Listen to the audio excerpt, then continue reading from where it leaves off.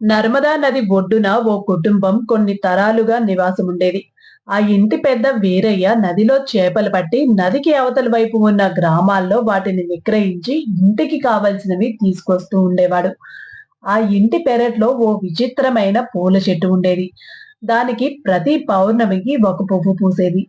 ఆ పువ్వు పున్నమి చంద్రుల్లాగే వెండి వర్ణంతో దగదగలాడిపోయేది. పౌర్ణమి రోజు రాత్రి ఆ ఇంటి పరిసరాల్లో కొన్ని విచిత్రమైన శబ్దాలు వినిపించేయి.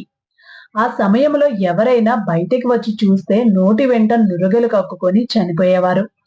ఆ సమయంలో కొన్ని శక్తులు అక్కడికి వస్తాయని, వాటిని ఎవరూ చూడకూడదని, చూసిన వారు చనిపోతారని ఆ కుటుంబం నమ్మేది.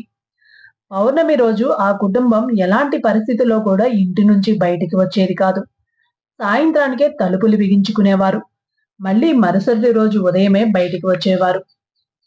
వీరయ్య కూతురు మల్లికాకి చిన్నప్పటి నుంచి పౌర్ణమి రోజు బయట ఏం జరుగుతుందో తెలుసుకోవాలని కుతూహలంగా ఉండేది.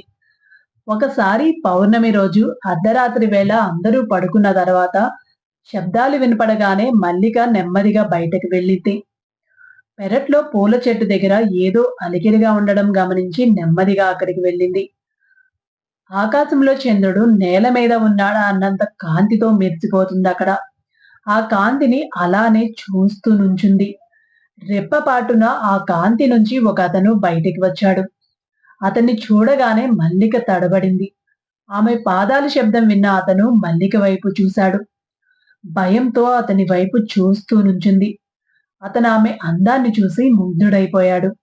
తన దగ్గరికి వచ్చి కళ్ళల్లో కళ్ళు పెట్టి చూస్తూ మెరుపులాంటి శక్తితో ఆమెని వశపరుచుకున్నాడు.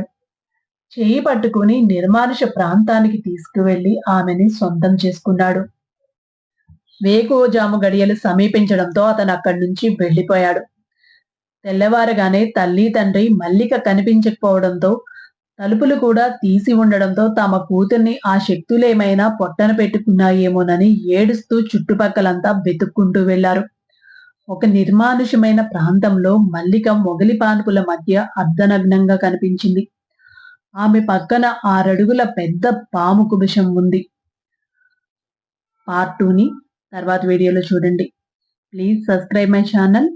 Thank you.